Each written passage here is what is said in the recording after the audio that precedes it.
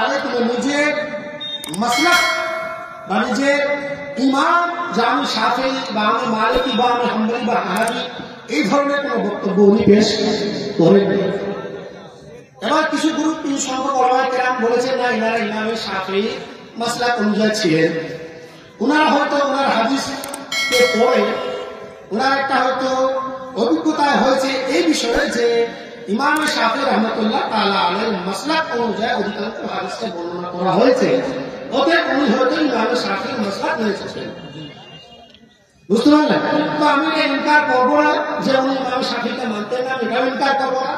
আর উনি মুস্তাহিদ ছিলেন না, আমি এটাও ইনকার করবো না।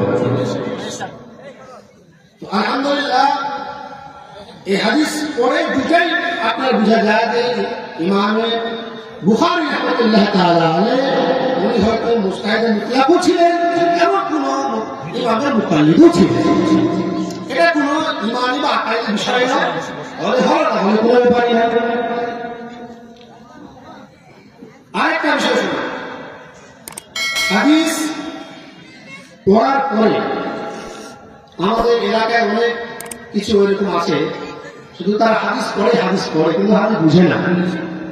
তাহলে শুনুন, ইমামে আযম আবু হানিফা রাহমাতুল্লাহ তাআলা আলাইহি, ওনার উস্তাদ হযরত আমাশ রাহমাতুল্লাহ তাআলা আলাইহি